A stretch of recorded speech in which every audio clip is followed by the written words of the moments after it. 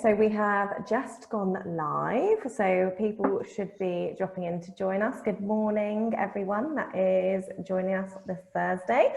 Good to see all your names popping through, and I hope that you are excited. You should have 3 of us on your screen. So myself, Ashby, then we've got Gabi, who will give us the logo, lovely way, and then Jess, looking very professional with your headset.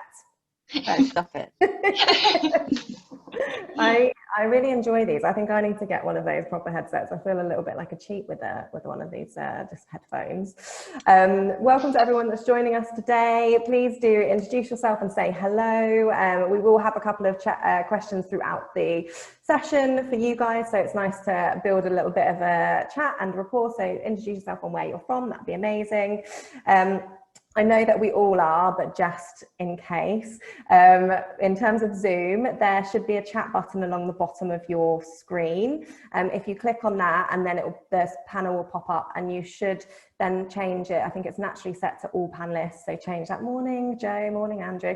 It's naturally set to all panelists. If you change that to all panelists and attendees, just so that we can all see you and it doesn't look like we're having secret conversations with each other, that would be great. And then, as I said, we'll have questions as we go through, and that will ask you. It'd be really good to get your input, because I know it's challenging. I know we're all reintegrating our team that have been on furloughed at the moment. So we'll talk through that.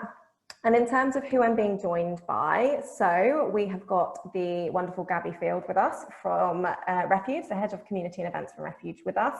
I'm sure some of you have heard Gabi speak over the last couple of months, because the community and events team have been storming it in terms of great new ideas and fundraising totals, right, guys? Yeah. We have. Yeah. Feel very lucky. Yeah. Oh, there's no luck about it, Gabi. And yeah, so their team has done brilliantly. You might have heard of the Squat Challenge that was launched at the start of the pandemic, which was they were one of the first charities to kind of really push into big virtual events. And then they've just recently finished a 62-mile virtual event too. Have you got the fundraising total for that at the moment? I know it's probably all still coming in, but what are you expecting that to raise? Yeah, so we're at 350,000 raised in our August challenge from 3,500 fundraisers who signed up, set up a page. So yeah, very good. Wow, that's amazing. Yeah. And your Facebook community is really great as well. I know I've been doing some research on there and kind of seeing, so yeah, it's wonderful how you're talking. Yeah.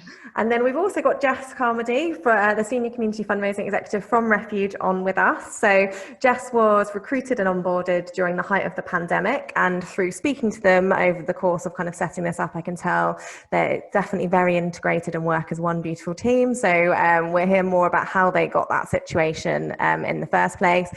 For those of you who've not worked with me before, I am Ashby of Ashby Jenkins Recruitment. We specialise in fundraising, digital and innovation roles across the UK. And this webinar series is one of the ways that we've been supporting the sector during COVID. Obviously, there's still a lot of challenges coming, and we're talking a lot about diversity in the sector at the moment. So any way that we can support the sector during this challenging time, we will do, whether that's mentoring, our free webinar series, or blogs, content that we offer. And obviously we do actually do recruitment as well when we're not on here. So if you've got any recruitment needs in your team, please do get in touch with me afterwards. And in terms of today, so what we will be covering will be best tips or best practice and tips on recruiting and onboarding whilst based remotely, because I think from our conversations with most charities, and most of you on here will know, probably not returning to the office anytime soon. And then also covering reintegrating staff from furlough. So Gabi and Jess will share their experiences, and then I'll talk through best practice that I've seen across the sector, and hopefully we'll give you some really practical advice that you can all walk away with. Gabi, Jess, anything that I missed off there or that you wanted to share? Don't think so. I think that's a good overview. Nice introduction. Thank you. Wonderful. That's all right. Let's go into this. I'm sure Gabi is more than happy to reveal the other great things that they've been doing at Refuge. We have done a recording. You were on a webinar with us previously, weren't you, Gabi? So yes. If you do want a bit more information about the Squat Challenge and how that was all set up and working internally, then please do message me afterwards and I'll send you the recording, or just put a comment in here and then I will make a note and send it through. So this is what we've basically just gone through, and let's move into our first slide. So before I let Gabi and Jess go, it would be really interesting to hear a little bit about what you guys are doing. So how many of you have had experience with recruiting during working remotely, or will you have to soon? What are the kind of challenges that you've faced? It would be great for us to kind of share from your experience. And Gabi and Jess, so let's talk through how you approached this, what the situation was. So which only feels like yesterday we went into lockdown, but then sometimes feels like a lifetime ago. So yeah, in March when we went into lockdown, so the community and events team at Refuge, which I manage, we are a team of 3. So there's myself, Jess, obviously who's on the call, and then our events exec Lily as well. So when I went into lockdown, I actually went into lockdown with no team, because both my previous members of staff had gone on to new jobs. So I entered the lockdown with my community and events program crumbling around us, because obviously events being cancelled, and realizing that I was all by myself. So recruitment was key. So we had a conversation within our HR team, because obviously these weren't new roles, these were roles that already existed, and I needed to get people in to help. So we did the same process that we do for any recruitment. The only bit that differed was obviously the face-to-face stuff. So recruitment happened as normal. We followed our normal processes around that, how we shortlist and things, and then we invited people to a Zoom interview. So we did first and second stage on Zoom. So everything was done obviously virtually, because there was no contact whatsoever at that point. And we had to really look at what we needed to gauge from people, because things like we wouldn't actually be seeing somebody, you wouldn't be able to read their body language, which I really like to do in an interview. You're just seeing somebody on a screen. In a world at that point in March and April, which was very unknown, we had, this was the height of everything that was going on. So we had to look at the sort of questions we would originally ask, but adapt those as well to look at extra things we want to find out about somebody, because we're not in the room and we're not having that chit chat. You're not, when somebody arrives to interview, you tend to have that chit chat to begin with, or walking them to the interview room and walking them back out again, and not having that. We wanted to make sure that we were capturing everything we could, and looking at those questions we were asking, to really get not just an understanding of the candidate's experience when it comes to fundraising, but them as people as well. Their values, what's important to them. So yeah, adapting those questions. We still ran tasks. So for both of the recruitments, we did presentations. So again, ran that as normal. We got the candidate to share their screen, do a PowerPoint presentation, and yeah, present it on Zoom rather than standing in front of us face to face. So yeah, a lot of adapting around the questions, and then the technology, we allowed more time. So our interviews, we were running them for an hour, including the task, but actually when we were booking the interviews in, we were allowing extra time, because there were difficulties with signing into Zoom. Allowing candidates to ask more questions was definitely important. So allowing more time than usual, because it is in a slightly different setting, I think something that we did and was really helpful, because we weren't rushing people off an interview. If somebody was taking time to answer questions or asking more questions, we didn't have to say, sorry, we've got the next interview now, because it's hour after hour after hour. We did allow for that, for having that extra time, which I would definitely recommend, because I think that's really important when you're not face to face, when it is virtual, to make that candidate feel like they've had all their questions answered. And yeah, we have things like internet going down, candidates coming off interviews and coming back on happened. It's the norm, isn't it? So it's just ensuring that you've got that extra time in. Yeah, definitely. So that's sort of what we did internally when I was recruiting. So Jess, do you want to talk about your experience of that? Cool. Yeah, sure. So I came to Refuge from Mind, and at Mind I was a community fundraising coordinator. The job was completely safe, as far as I was aware. But I changed roles because I've been in that role 2 years. So very naturally, I did want to move on. But I applied for the job in late February. So COVID was around, but it's very much like, this isn't going to impact us. It's going to be fine. But then when I came to my first interview, that was the week before lockdown. So it was at the stage where everyone was working from home.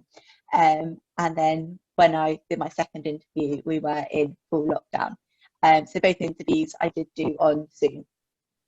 But with it being at the beginning of the pandemic, it was obviously at a stage where I wasn't familiar with Zoom. I don't think I'd even heard of Zoom. So I did turn up to my first interview 15 minutes early, which I've now heard made it very awkward for Gabi and the team because they were trying to set up and I was just sort of sat there watching. So that is not recommended. But actually, interviewing on Zoom did work to my advantage because on the wall behind my laptop, I put up all the questions I thought they're going to ask and put what I was going to say and bullet points. And actually, that's something I would never have felt comfortable doing in person, because although there's no problem with turning up to interview with notes, I definitely would have felt a bit awkward doing it. So doing it on Zoom on that point of view was a really, really good thing. But actually, doing it on Zoom, it did come with some concerns quite naturally. The first one was that I didn't get the opportunity to look around the office or gauge what the team was like, which is actually a really, really important thing. And it wasn't until I accepted the job I suddenly had this flurry of questions about what the office was like, what the team was like, what the culture was like. So in retrospect, and something I'd say to employers is actually do take time to think that the candidate might want to ask these questions as well. Maybe send them photos what the office would look like, because these are all really, really important factors in an employee deciding if they want to work at a place. And the second concern I had was obviously in the nature of the lockdown, is like, will the job be completely secure? Will there be a delay in the onboarding process? And although I did ask all of these questions, and Gabi and the team did an excellent job of reassuring me and reassuring me, it wasn't until I actually physically had the contract in my hands that I was like, yes, this is actually a real job. These are real people. So yeah, just be quite wary of that it can feel very, very superficial doing it over Zoom. So everything you can do to... Sorry, Gabi's cat's completely distracted me. Everything you can do to make the employee feel at home and know about the job security is completely invaluable. Yeah.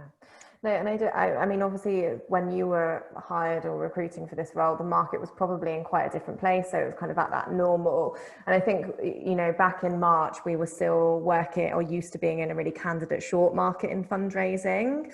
And actually, through the last couple of months, we've moved into a candidate rich market, but in some income streams now, we're starting to move back into candidate short. So I think what you did in terms of making the interviewees feel comfortable and allowing that time, that I think is definitely something that organisations have started neglecting over the last couple of months, where they've been like, oh great, we've got 200 people, so everyone's desperate for jobs anyway, so we don't need to give them that. And my advice, based off of what you both have said to kind of employers or people that are going to be hiring in the upcoming market, is just because that's the way it's been for the last 2 months doesn't mean that's the way it's going to continue, and your employer brand is still really important. So yeah, making that time to updating candidate packs and job descriptions with photos of the office, and tackling head on when your return to work or return to the office is going to be is going to really differentiate.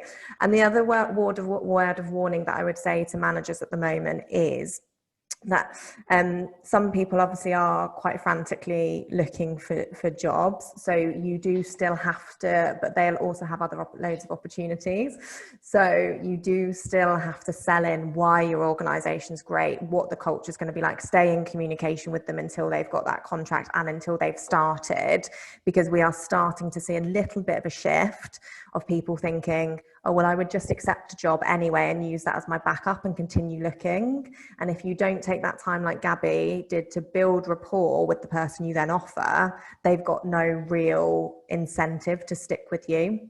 So you still have to build that loyalty post or pre someone starting.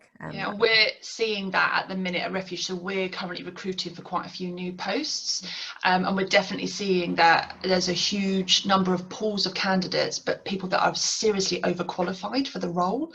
And actually, we've been inviting them to interview and having really honest conversations with them about this is, 2 steps down from what you've been doing. The responsibility you will have is very different, and actually it's really important, I think, to have that conversation, because one, you don't want to employ somebody who's going to be really demotivated in their role because it's not what they were used to doing, or actually it's going to have a negative impact on both. So to have that honest conversation, that you do realize that the role you've applied for is not what you're used to doing, and having that conversation is something that we've definitely started doing at Refuge too, because we are seeing such a large number of people apply for jobs, which is great. But yeah, I think it's important, like you said, Ashby, having those conversations that people understand what the role is and that they don't become demotivated. Yeah, I think the best thing, and I work with this, until someone's in the office or in their virtual, they've got their staff and they're starting being paid by you, do not take for granted that they are still going to be joining you, even if they've accepted and signed a contract. I think, and yeah, like it's interesting that you said that about overqualified candidates, because a lot of people are going for the job. It's really important to have that communication. Yeah, definitely. Cool. Okay. And then anything else on this one, or should we move on to kind of onboarding? And yeah, so yeah, Jess was successful. She got the job. Even 15 minutes early or not, she was. I know. She knew she would be very organised. That was quite entertaining. Me and Joe were having a general chit chat about an appeal that was going out, and thinking we had plenty of time, and then Jess appeared. It was quite entertaining. Fab. Cool. So I recruited Jess and Lily, who is off today, so couldn't be on the call with us. And weirdly, they both came from Mind, and they both started on the same day, which was really handy for me. I think leading up to knowing that when Jess and Lily were going to be starting at the end of May, so they started on the Tuesday after the last bank holiday. There was a couple of things that I really had to think about. One was obviously their induction. So we have induction plans. I've inducted staff at Refuge, and the processes that we have, day 1, week 1, month 1. So looked at our current induction plan and sort of had a look about what I needed to adapt and change, and spoke to HR about it, and spoke to my line manager about it as well, and really started thinking about, okay, what would I want starting a new job? So I put myself in those new person's shoes to think about what was important and what was missing now in a virtual world. So looking at lines of communication. So we're quite an email heavy organisation, pros and cons to that. But actually one thing that was definitely missing from the virtual world was that chit chat, coming in the morning, hi, how was your evening? Or how was your weekend? Or spinning around in your desk chair going, oh, Gabi, can I just ask you a quick question? Or, you told me that, what was that again? And having that was gone. You didn't have that, but we needed to create that online. So I had to look at that, what we were going to do. Welcoming the team as well. So, I would always take my team out for coffee, for lunch. We would, celebrate them starting. We weren't going to be able to do that. These were people starting that had never even met me. So like Jess said, she potentially kept thinking I wasn't a real person. How do I make that, that process easier and as comfortable as I can for Lily and Jess when they started? And I think that one thing that was really critical for us as well is when Jess and Lily interviewed, especially Jess, which was pre-lockdown, then what happened at Refuge was our fundraising absolutely skyrocketed, and what Jess was coming into in community fundraising was so different to what I told her at interview. That I told her she would be doing these things and this is where we were going, and suddenly that had all changed very quickly, and she was going to be coming into a community fundraising program that was 900% up on its income in 5 weeks. A very different landscape to be in. Yeah, so, and for most charities. Yes, definitely. And I think that really made me think as well about, okay, they're coming into a job in a new, in a totally new way in a virtual world, and now I'm about to tell them that actually fundraising here is very different at the minute and what's been happening. So I actually had a call with Jess and Lily on the Friday before they started to tell them about what was currently happening at Refuge, to tell them actually community events looks very different. All the events have been cancelled, and we'd launched a virtual event, and community fundraising was in a totally different scale, as well as everything else that was going on in the fundraising team. So we had an hour call together so I could sort of tell them what had been going on since their interview, so that when they started on Tuesday the following week, they had a bit more of an understanding of the world they were going to be stepping into, because it was very different. So that for me, I think, was really important to do. The welcoming side of things, Jess, do you want to talk a bit about that? A bit about what I did to, well, try and welcome you. Yeah, so one thing Gabi did, which was incredible, was the week before she sent us a card to our home address, which it was just really great. You know, she's put, yeah, so excited to have you, and that just really made me feel welcome, and the fact that she like thought to do that. So just something you didn't expect, as a little moment of delight. I guess another thing Gabi did was really took time to get to know us as people. So it wasn't like we started and it was like, right, this you have to do this. We did obviously get given work, but she took time to find out about our living situations, about our families, about us as people. Again, which is something that would have happened in the office because you would have had chit chat.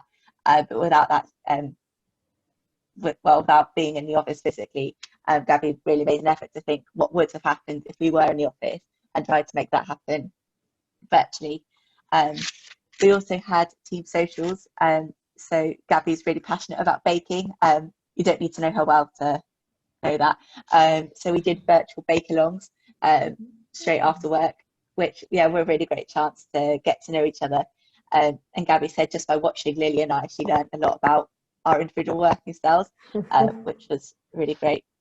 I like that, Gabi. So it's fun and relaxed, but also I'm judging you while totally. Yeah, it was really interesting for me to see how, it was like a team building exercise without them really knowing that I was learning about them. So what we're learning about Gabi during this, Jess, is that she's incredibly manipulative. Definitely. Yeah. And another thing Gabi told me to do, which I've never really done before, was to think about my communication style. Because obviously, as Gabi said, there wasn't the opportunity to just ask quick questions and be like, oh, what does this mean? What does that mean? How on earth do I work with database? So she really made me take time to think, what's the best way to communicate? Like, do I prefer emails? Do I prefer WhatsApp calls? Instant messaging, Teams? And yeah, by doing that, reflecting, it really gave me opportunity to I don't know, I guess it was just communicate with Gabi in the very, very best way I could, so I could work at my most efficiently.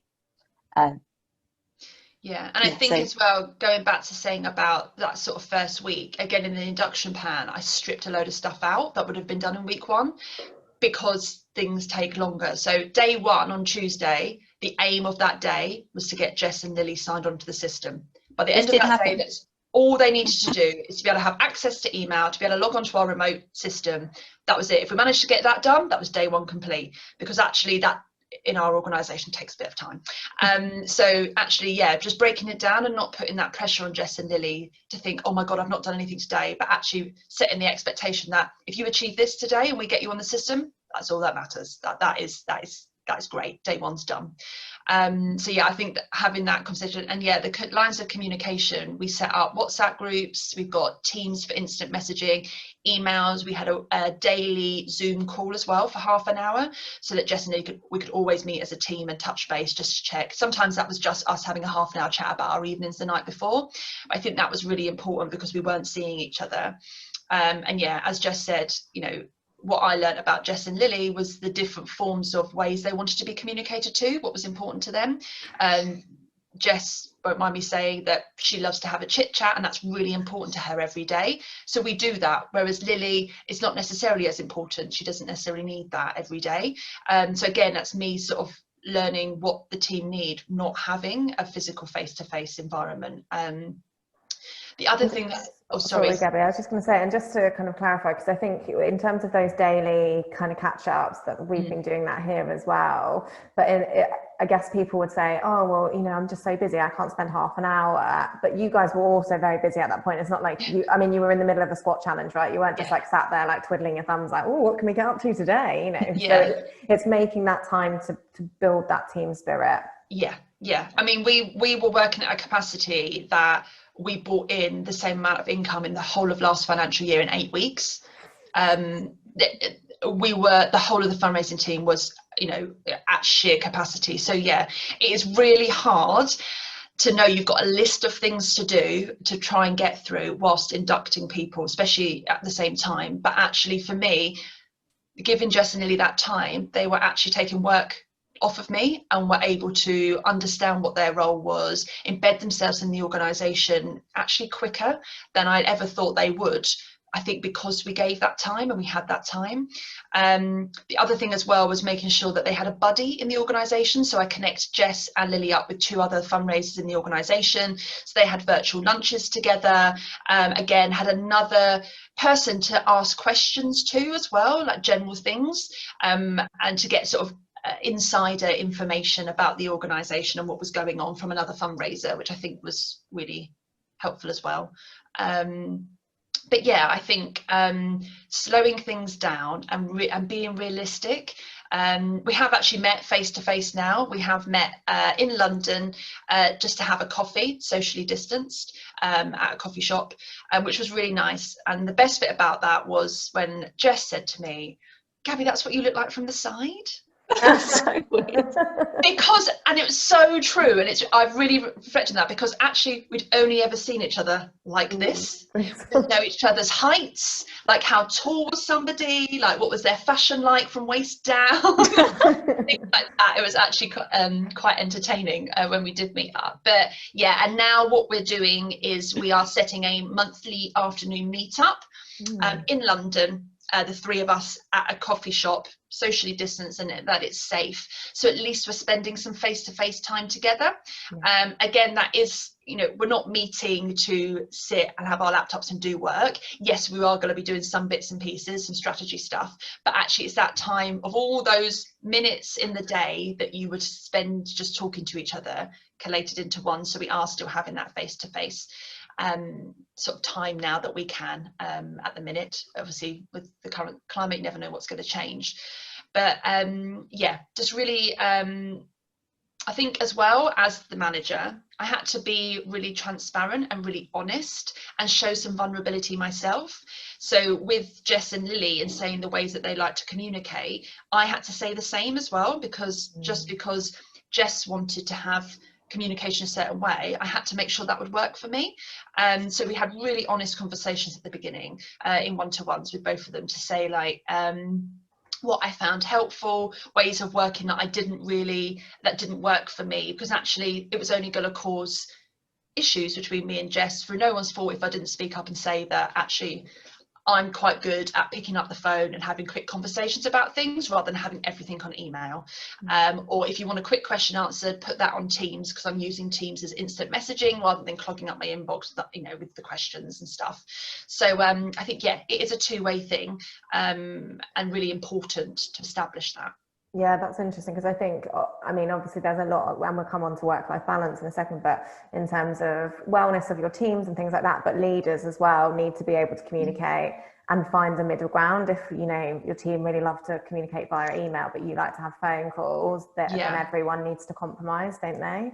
Yeah, definitely. And as a fundraising team, what we're doing now is we have a weekly team meeting for half an hour as a fundraising team. We've actually extended that by 15 minutes. So we have our Zoom call half an hour with our usual agenda, and then we go into breakout rooms randomly picked for 15 minutes so we can have a chit chat with the 4 or 5 people in that group. Because actually what we were noticing is, as the months have gone on, we used to have a daily half an hour afternoon tea, but people aren't really going to it anymore. I think the sort of fun of that has disintegrated somewhat. So now we're actually building it into our weekly team meeting. So everyone's sent out into a breakout room, and you speak to people, because there's people in the fundraising team I may not even speak to in a week because our paths aren't necessarily crossing, but I would see them in the office and talk to them. So that's working really well as well. And we do that in our team meetings as well, having 15 minutes allocated that we don't talk about work, we talk about whatever we want to talk about. So I think it increases productivity as well. I think everyone's feeling positive and motivated and engaged because we're ensuring we're bringing that into the working world. Great. Okay, and then anything else to add on work-life balance before we move on? Yeah, just the one last thing. I was very conscious as well that when we go into a virtual world, people think you're online 24 hours a day, 7 days a week, that now we're working from home, that you have to constantly be there and answer emails. So in that first week, I said to Lily and Jess, like, this is a normal working world now. So you need to take your hour lunch break, you need to work your hours, you need to have time away from the screen as well, because in community fundraising in particular, Jess and I would be traveling all over London meeting people. We're not doing that, we're sat in one space. So to make sure you're having regular breaks, to put in your diary when your lunch break is, so I'm not calling you or trying to get hold of you to ask you something, so I know, because I physically won't see when you go on lunch, like in the office you would leave potentially. So yeah, making sure we put that in diaries and respecting each other's time for that as well. I think that's really important.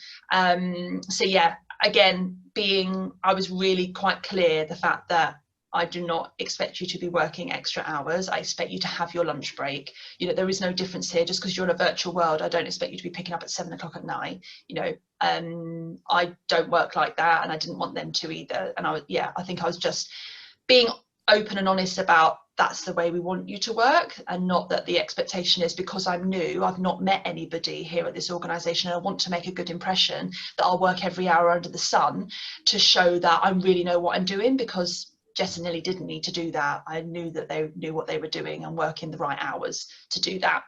So yeah, I think saying that and getting them to hear that from me, that I don't expect you to work like that, I think, well, unless Jess says otherwise, was a positive conversation to have. Yeah, no, absolutely. Perfect. Okay, and then in terms of top tips generally, so we've got a couple here. So run through these guys as to what you've done. Yeah. Yeah, so I guess the first one we touched upon, which is ask a lot of questions and don't be afraid to get help. And something Gabi did, which was really brilliant, was she was like, you can ask as many questions as you like. Even if you ask the same question 20 times, that's absolutely fine. And she did say that to us about 4 or 5 times, which I really value, because it showed she actually meant it. Because, you know, when, like, I know Gabi quite well now, but when I didn't know her before, I felt bringing her all the time that I would be annoying her. And that was entirely my insecurity, not anything Gabi did. But actually the fact she said, you really, really can contact me, really put me at ease. And because I felt I could contact Gabi, that meant I was more confident in my role and I knew what I was doing a lot more. So I'd say, yeah, to all managers, like, really make it clear that people can contact you. Because again, you know, in an office, it would be really easy to ask questions, but virtually it isn't. So yeah, do really give permission for people to pick up the phone and contact you. And just in terms of if there because there will be managers on here who don't like to work in that kind of fluidity way, or that way, what I would suggest is saying to your team, look, 15 minutes each day at like 12 or 1 or 2 or whatever, they're completely yours. So if you've got loads of questions, save them all up, but each day we will come to them and I'll give you the answers, just in case like someone doesn't like that kind of but still making sure you're actively promoting that, otherwise people will be scared to ask. Yeah, and that was, you know, the contacting me whenever was the first couple of weeks, and then like now we work very much like that, because that wasn't sustainable necessarily. But yeah, just very well, like the first 2 weeks in a job in a very unusual world, you know, sometimes I think just having that contact, knowing I am a real person, was important. But yeah, now we do it, and I'm very aware as well that I'm quite happy to pick up the phone, to be asked any question. That's the way that I work, and not everybody will work like that. But again, that goes back to having that conversation with your new recruits, to tell them how you work and how you like to be communicated with, because that's where you'll set those boundaries in place that are going to work for everybody, and build a really good working relationship together from the beginning. Being honest, and there's nothing wrong with that. Yeah, there are times when I don't want to be contacted. I need to do things that I need to get my head down. So I'll let Jess and Lily know to say, I'll be out of action online for the next couple of hours because I'm doing reforecast or strategy work. You know, it's just telling them that so they know. Yeah, communicate, and that obviously covers that with the communication style. Really have that conversation. It's really important because people work in such different ways. And as a fundraising team, we've been learning a lot about each other and our communication styles recently. And it makes sense why people respond in sometimes really negative, bad ways of how I communicated, because actually they don't work like that. So having that understanding, I think practicing on Zoom, Jess, was your one? This is Lily. This actually isn't what I did. I actually didn't do this because I done that 15 minutes early. So in retrospect, yeah, practice presenting on Zoom and ensure your name's correct. Yes, because it can be very confusing for employers if your name isn't the same as what it actually is. Things like lighting, background. Something Lily did, which was really great, was she presented to one of her friends on Zoom so that they could check that her cameras all set up, that screen sharing worked. Yeah, just because, yeah, first impressions really do count. So yeah, find a good friend and ask them to be your guinea pig. And yeah, one bit about being a new recruit into an organisation is you know everybody's names, because on Zoom it's constantly there. Again, that was what Lily said. She didn't have to learn everybody's names. She said she was rubbish at that. It was always there as a prompt. So we left that in as quite a funny top tip. And yeah, chit chat is crucial. I know we're all very busy, working really hard, and the to-do list is ever growing. But it is really important to have those moments where you just talk about something that isn't work, to get to know each other, and to, I suppose, to bring that humanness back into the working relationship as well. We are people. We spend most of our week with people at work, and yeah, just because we're not physically with each other doesn't mean that we don't have to get to know each other as well. Great. Okay, perfect. And then in terms of furloughing, then let's run through that. And I've kind of split this into a couple of different stages. And Gabi, feel free to like jump in and add your kind of thoughts on what I'm saying. Just in terms of everyone that's on, it would be good to know if you are in the process of getting your furloughed staff back, whether you've brought them back part-time or full-time. That would be interesting, because we'll cover that as well. So or whether you're looking at doing that. Jess has just popped off, that was planned, don't worry. And which is not just technical issues. So yeah, so in terms of reintegrating furloughed staff, obviously most of us have had to do that or done that to some extent. I think advance notice where possible, really having empathy, and I think Gabi will agree with this, in terms of if your people haven't been working for 4 months, their lives are very different, and it's really, you know, that's a third of the year. It's really easy to kind of switch into a new way of working. So actually, they're not used to heavy amounts of change anymore. They're not used to kind of professional emails, perhaps, you know, not saying that everyone reverts completely back to kind of childhood, but giving them as much notice, being really understanding of their working preferences. So when I was bringing my team back, I asked them kind of, what are you thinking? What would you prefer? Would you like to come back one day? Would you like to come back more? How do you want to go about that? Would you rather do half days? So I think making it very personable. I know that that's harder for larger organizations to kind of roll out, but definitely worth at least asking those questions. And you can do that through staff surveys if you are at a large organization, or you think people won't be particularly honest. And also asking your team what training needs they think they're going to have. Have they touched? They've probably not used your CRM system for 4 months. People hate using them at the best of times. Have they just completely blanked that all out in their mind? So being prepared that there actually might need to be new training, and getting them to identify that so that they don't, I guess, feel patronized. Some people will come back with feelings of nervousness, some with excitement. You know, everyone is different in this approach. Some people have really loved furlough, some people haven't. And then in terms of returning to work, so some of the organisations that we've seen do this really well have done so part-time, getting people to kind of gradually come back through, and designing completely new inductions for people as if they're starting again. So, you know, teams would have changed. A lot of those larger organisations have restructured. People are already being made redundant, you know, they're out. So actually, they will need new contacts within new teams. So that kind of idea that you guys are doing, Gabi, where they've got the kind of breakout sessions after the team meeting would work really well for something like that. Because it must be quite shocking, I guess, for people to, and I know you guys haven't had to do that or restructure, but for people to come back and kind of 20% of fundraisers are gone, basically. Yeah, definitely. And I think as well, though we haven't furloughed staff, it goes back to what I was saying about when Jess and Lily started, the organisation was totally different. So having that call beforehand, and maybe that's something that for furloughed staff who are coming back, things would have changed in your organisation in 4 months, whatever way that is.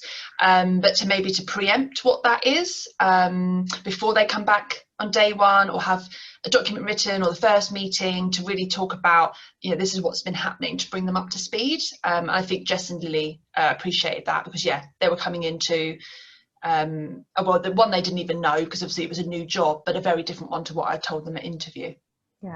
And if everyone left in kind of March when things were much lower and everything was on hold, and the traditional ways of community and events fundraising, even corporate fundraising, was completely different, they're going to need some kind of training to adapt back into that. So just being really mindful. So designing performance expectations, so similar to what you did, Gabi, in terms of the first day, I just want you to log on, get used to the kind of, or get set up on the system. People will be used to working at a certain level, and also will be coming back from not working and not having necessarily really structured days. So outlining exactly what you want, what they feel comfortable delivering, so that, number one, you're not frustrated by the pace, because it might be true that when someone comes back off for 4 months work, or not working, they're not used to multitasking and doing everything at once. So understanding that, setting those expectations, and then and keeping them updated. And reviewing that on an ongoing basis. What have you kind of done around metrics on stuff like that in terms of targets and performance, Gabi? Have you kind of kept those rolling? When I set the targets and things for Lily and Jess to begin with, I actually didn't set any financial targets for them, because at that point it was ever changing for us. I couldn't, if I'd put one thing, it would have changed within a week. So we didn't do that. I didn't do that. We had a conversation around that. I told them why that was. I said, usually I would set a target around this, but because there are no events happening, we don't really know what's going on, and we're piloting these new Facebook events, I'm not going to set you a personal target around that, but you're responsible for the business plan KPI around that. So that's how we sort of built that in to what we were doing. Perfect. Okay. And then, and we talked about that communication and that kind of face time, effectively checking in at the end of the first day. If you can't do it yourself because you're in meetings, getting someone else in the team to make sure that that person's emotionally okay, job content wise is okay, because it's hard for people whose home has been, we've all adapted to it if we've been working now, but if your home has literally just been your home for the last 4 months and now is your office as well, getting that break between here's your end point, here's where you start is difficult. And two, I think as well, when furloughed staff come back, to have that opportunity to talk to them about how has their 4 or 5 months been, because actually as employees, they do have their personal lives as well, and things may have happened at that time, and to have that conversation, but also to thank them, because I know a lot of furloughed staff in the sector who were watching charities online, following their charity online, seeing what was going on, but actually they were playing their part in the pandemic. Just because they weren't at the organisation and they had to stay at home and were furloughed, that was them playing their part, whereas everybody else did their part, the NHS did their bit, recognising the fact that being put on furlough was not a negative thing. You were doing your part in the pandemic to help the charity, to celebrate that, to say that, that was your part that you played. I was talking to a couple of fundraisers a couple of weeks ago about what your story was through the pandemic as a fundraiser. And there were so many different stories of what people's part was that they played in that. But no story was better than the other. Everybody had their own personal story, and being on furlough is somebody's story. There's nothing wrong with that. They did their part, they played their part to help in the pandemic. So I think recognising that is quite important. Yeah, no, completely. And the thing that we've found most tricky actually about, because our staff have returned part-time, is the handovers from, does anyone know what anyone's doing at any point in any time? So, you know, we've had people in kind of on Tuesday and then Thursdays, and trying to link up what someone's done on Tuesday and where they've got to on shared tasks has been difficult. So I definitely recommend kind of using, if you've got OneDrives, like shared documents with task lists so that you know what's going on, or investing in Trello, or I mean, I think they're actually both free, or Monday, so that you can share that kind of the management of different things and everyone knows where they stand, because that's definitely something that we've kind of had to learn through making mistakes. And we've done that as well. So when my previous senior community fundraiser left, she did a 12-page handover, absolutely beautiful document. Wow. When Jess started, we had to rip it up because nothing stayed the same. It was, you know, everything that wasn't anymore, apart from, you know, key information and things like that. But so what Lily and Jess did was set up documents, which they called Jess's brain and Lily's brain, and they put everything in there live, so everything was up to date, because they've taken annual leave since, and when they've gone, you know, I can go into, and I've done one too, so we can go into that document. If there's any queries that come in that we're unsure, that document has got links to absolutely everything, of spreadsheets, stuff like that, that's all up to date, so that any of us can go in it and find out and you know, support a supporter. And that's been really valuable. Yes, it took us each about an hour and a half to set it up, to make sure we had all the right links in, but actually all we do is now just make sure that that's up to date each week, that if any of us went on annual leave, and I suppose that's the same with part-time working, if you're going between different staff that are managing different, you know, similar or the same events or things like that, having that document that's kept up to date means that somebody can just step in and carry on. That's been really, really useful for us. Yeah, because it's those, I think it's, you know, you're the saying, Gabi, you take a personal approach to, like, is everyone going to be okay in terms of well-being? But actually it's the nitty-gritty stuff, and for the people that work really well in terms of nitty-gritty and process, actually it's looking at that other kind of personal side of things. So last week both Lily and Jess were on annual leave, and I didn't have a handover with them. I just said, are your documents up to date? I know that we had London Marathon stuff to do next week. It was the end of our virtual event. We've got a new community fundraising product that we're kicking off January. I said, is that all up to date? And they said yes. So I didn't need to have time with them, because actually the following week I clicked into there. I knew what all the London Marathon stuff was I needed to do. You know, I could just go through it, and I did everything that I needed to do because they'd kept that up to date and I knew where things were. So that was really, really helpful. Great. Okay.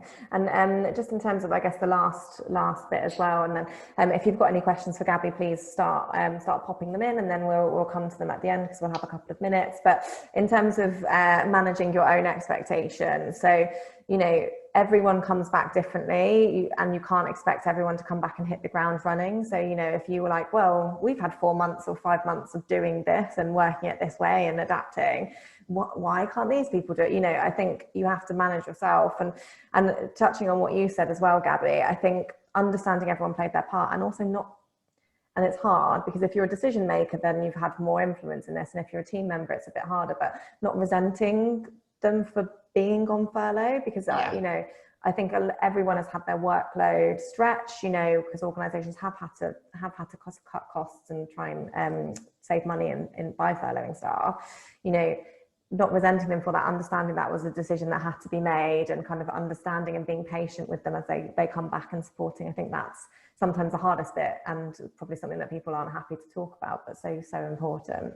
Yeah, definitely. And I think as managers, no matter what level manager you are, it's using those coaching skills that we have to speak to members of staff, because actually if somebody does come back and they need to tell you that they're angry about the decisions, it's good to have those conversations, because having that member of staff share that with their manager and talk about it, it can be addressed, it can be sorted. And I think, everybody's experience, you know, I can remember in the sheer beginning of lockdown, all my friends were on furlough from different sectors, all laying in the sun, sunning themselves, reading books, and there I was packing t-shirts from my flat for an event, working on my own 12 hours a day, 7 days a week. And I can remember getting angry at one point, thinking, oh, part of me wishes that I was on furlough, but actually the realization of people were playing their part by doing that, and my part in the pandemic was doing what I was doing. So I think recognizing that people have all had their own experiences of lockdown, and respecting that, and yeah, they're coming back and not having that resentment for the organisation because they were put on furlough. Yeah, no, that's true. And Faye mentioned something interesting as well around obviously where teams have shrunk, people are coming back into new income streams or you know, or new roles, and that's quite challenging. What do you have any general advice for that, Gabi? If someone's, you know, completely changed from community to events or from corporate to trust, how would you as a manager help support them? Yeah, I think having that time, again, one-on-one, to talk about what the role is and to really break down a sort of induction plan and taking it, you know, longer. I think, you know, again, I know it's a different situation with Lily and Jess, but again, when I looked at their induction plan, you know, we were in a world where things had massively changed and the way of working was different. So actually, day one, when I said you just need to be able to log back on the system, you know, log into the system, I think they were both a bit like, I think they were quite shocked. That's all I need to do, Janet. That is all you need to do today. And then tomorrow we'll do this bit. And I think by doing that, again, because I think we couldn't get them signed in first thing in the morning. They didn't actually get online till midday. But and I knew that was going to happen because our IT system isn't the best. So I already preempted that. So we actually had a Zoom call that morning anyway. So we were with each other talking. I was talking them through the program and stuff. But yeah, I said, don't worry about emails and stuff today. Like, just so you've got access to it, so we're ready for tomorrow. I think that's quite similar with furlough staff, is really taking that time to, and especially if they're going into another role, it's giving them that time to talk about what the role is and having those regular meetings as well. It could be that the first 2 weeks of your time as a manager, you're having to do daily video calls with them to talk about bits. I also didn't spend 3 hours on Zoom with Lily going, here's the events program, this is where I'm at with London Marathon, this is where I'm at with this, go, here you are, it's yours now. We actually broke it down. So I did 1 hour just about London Marathon. We spoke all about London Marathon, where we were at, who our runners were, and that was it on that day. The next day I introduced Royal Parks Half and we went back over London Marathon to make sure she really understood it, because by putting that time in, and again, by doing that with if a member of your staff is going into a new role, what it meant is Lily picked it up quite quickly, and actually it took, in the long run, she then took on that program quicker than I thought she would, and actually it saved me time in the end, because we spent that time going through it slowly, day by day, that by the end of 2 weeks I'd actually handed the whole program over to her. She'd asked all her questions and she understood each bit, and then she's run that ever since. Yes, there's questions and stuff, but by taking that time and not doing it all in one go and trying to get it off my plate, because I'd had enough of running that, by doing it slowly, it helped in the long term. They both feel very empowered to get on with their work, to make decisions themselves, and know when they need to ask me and involve me in that. And that's what I really wanted to try and do. I didn't want them to have to ask me everything all the time, just because we're not with each other, because that's not how I work anyway. But yeah, by really breaking it down, again, that's something you can look at with new members of staff in new roles, handing it over bit by bit rather than 3 hours on Zoom. Yeah, no, that makes sense. And I think in terms of the people who are experiencing having to move into different income streams or new roles, we do offer kind of informal mentoring where we source people. So if you think that would benefit them, message me afterwards. And then on the 14th of October, Catherine, Miles, and we have some training on how to adapt to new fundraising streams and things like that. So that might be, so I'll send the link round at the end of that as well. And then Alison has, hello Laurel, thanks for that as well. And then Alison's put a question around, so most of her team have been on furlough. They've obviously been all bonding, and then one of the team members was actually kept employed. So what would you recommend for reintegrating them all together? Just wary that obviously the furloughed staff have all been bonding quite closely, and you know, how would you navigate that? I think doing something socially. So when we were talking about the fact that we did baking sessions in the evening, I think having that space to be your human self rather than in a working capacity, I think that might be something nice to bring everybody together and have that moment where everyone gets their voice heard, everyone gets to talk about what they've been doing in their experience of lockdown, to sort of bring everybody back together. I've not met Lily and Jess, and they've not met me yet. we have now, but at the time, I felt like we built a really good relationship by doing some fun things. You know, I was teaching them how to bake online. They did it very differently. They had different questions, and it was absolutely hilarious. We had such a giggle. But at that time, we were getting to know each other too.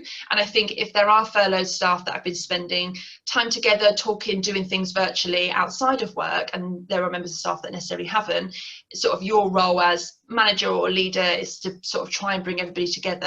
And I definitely think by pumping some fun into something breaks down those barriers a bit more than going straight into work. Okay, you're doing this, you're doing that, you're doing this, and they're building that sort of resentment that may appear. Yeah. I'm very much about having fun. Well, we can tell that with the kitten, Gabi. No, I think that's really useful, and it's good that you've already identified that, Alison, as well. So I think if you're having those conversations with those other furloughed staff or people that have been on furlough, just that you're all aware of it will help mean that you can kind of, because naturally you'll start chatting about things that might have happened, and then you can bring it swiftly back whilst you're maybe doing a bake along on there. But no, that's great. So thanks so much for joining us, everyone. What we will do following this is do a little wrap-up email. So I'll pop in the link to that training that I mentioned, and come back to me on mentoring if that will appeal. And then in terms of Gabi, I'll CC her into that email wrap-up that I send round, so you can get in touch with her directly, and I'll also send through the recording of our last webinar that we did together. If you've enjoyed today, please post about it on LinkedIn, subscribe to our YouTube channel, I'll send through the link to that, and if you've got any recruitment needs in your team, please do let me know. But thanks so much, Gabi, for speaking with us again. Thank you. It's been good, and I hope you've all found that helpful. And if you think of anything, as Ashby said, I'll be on the email. Please ask. I'm happy to help wherever I can. Yeah, exactly. She's got loads of, she can make loads of time out of nowhere. I think that's one of your habits, skills. Yeah, I think it is one of my skills. Yeah, it looks like I'm not doing anything, but I literally am completely. It's all under the water. Yeah, this is the beauty of Zoom, isn't it? You see the swan, you don't see the mad paddling underneath. Yeah, or the kitten clawing away at your legs. Oh yeah, my kitten. Yeah. Thanks so much, everyone, for joining us. We'll end it there, and then see you all hopefully at the next one. Yeah. All right, bye, everyone. Bye. Bye.